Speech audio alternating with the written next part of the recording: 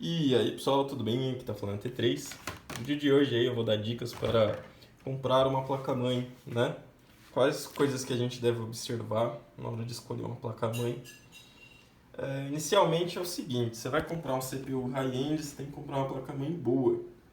CPU mediano, uma placa-mãe mediana, né? Um CPUzinho de entrada, você pode colocar uma placa-mãe de entrada. Futuramente você troca ali para uma melhor, né? Eu aconselho você sempre pegar a mediana ou a melhor. Essa daqui é uma B450M. É uma placa-mãe top. Assim, realmente eu gostei muito. Eu também estou gravando esse vídeo aqui, tipo assim, do nada, da vontade de gravar. Eu falei, vou gravar, né? E a primeira coisa que a gente tem que observar na hora de comprar uma placa-mãe é ver se é compatível o CPU com a placa-mãe, né? Esse daqui é um Ryzen 3 400G com B450M, casa perfeito. Uma coisa que assim, quando você tá naqueles... essa daqui ou a outra. Uma coisa que eu gosto de observar muito, isso daqui são as fases. As fases são esses quadradinhos. Então, por exemplo, isso daqui é um CPU que consome 100 watts, né? Então, esses 4 quadradinhos, esses 6 quadradinhos, eles têm que fornecer 100 watts. Se fosse só 2, eles vão esquentar demais, né? Então, assim, quanto mais fases tem, essa energia é dividida, esquenta menos e dura mais, né? Ou seja, você pegar um processador que precisa de 100 watts, né? E usar ele numa placa-mãe que só tem 2, provavelmente aquela placa-mãe ela vai durar pouquíssimo, né? Aí eu tenho outros exemplos, por exemplo, a minha placa-mãe ela tem 14, mas a gente está falando de uma Maximus Hero, né? E eu tenho outros modelos aqui também. Tem uns modelos mais básicos, tem uns modelos mais tops de linha, né? Deixa eu colocar aqui de ladinho. Eu tenho essa daqui, a placa-mãe de Xeon, né? Olha que legal. É uma S3420 GP. Ó, ela tem PCI Express 16X, ela tem 5 fases, tem as fases da memória também, você vê que ela tem 6 slots, é um negócio bem interessante. Eu também vou falar sobre isso daqui. E assim, só para ter uma noção na construção, olha a diferença, né? Olha o tanto de componente que tem nessa placa-mãe, né? Placa-mãe assim, bem robusta. É uma coisa interessante também, quanto mais componentes, melhor. Eu vou ter esse modelo aqui, que seria um Micro ATX, aquela mesma placa-mãe. Você vê que aqui a gente já tem 4 fases, né? Praticamente o mesmo patamar de CPU, muda que são 4 fases, né? 4 slots ali também. A construção também é muito boa. Ó, você vê que tem muitos componentes, muitos filtros, né? Muito interessante, uma placa com bastante filtro.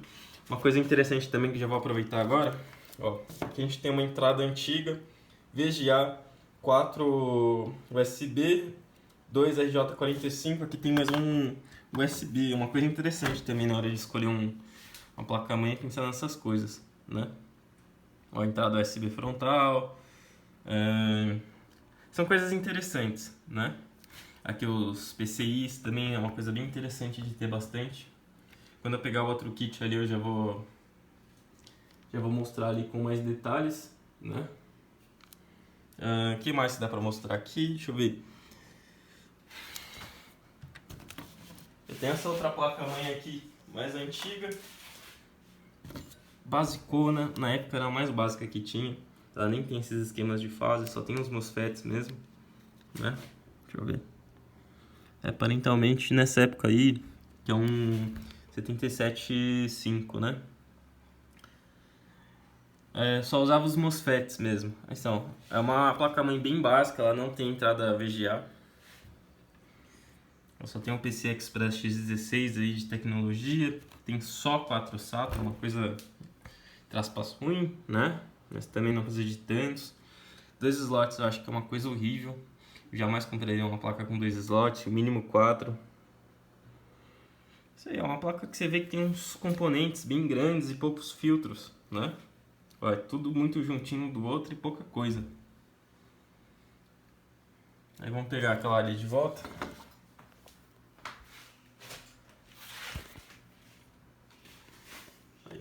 Olha a diferença aqui, a gente tem USB 3.0, tem DVI, VGA, som. A gente vai ter essas entradas aqui de PCI Express. Se caso você precisar colocar um Wi-Fi, vai encaixar aqui, entendeu? Aí você vai lá e encaixa. E aí, tipo assim, você tá usando a placa de vídeo, você não precisa encaixar aqui, você pode encaixar no de baixo. E aí você vai ter a placa de vídeo, mas esse daqui. Se esse daqui dá pausa para ir no de baixo, se a placa de vídeo for gordinha, você coloca no de baixo, entendeu? Aí vamos falar disso daqui, ó. Acontece que isso daqui seriam duas linhas, né, de 12 volts. Daqui vem para cá, daqui passa pelos filtros e distribui pelas fases, que alimenta a CPU. Se você só tem uma entrada aqui de 4 para receber mais de 100 volts, 100 watts, né? Não vai aguentar. Tem que ser pelo menos 8, que aí não entrega tudo num conector só. No FX era muito comum acontecer da galera montar o 8350, que é um CPU que oferece mais ou menos 124 watts, né? Em estoque, com uma placa-mãe mais basicona. E acontecia isso daqui, olha. Tinha que fazer a substituição desse conector. Aqui, ó. Pode ver aqui, é um FX. Ó, foi feita a substituição. Vamos ver se dá pra ver. Não dá pra ver qual FX que é. Mas é isso aí.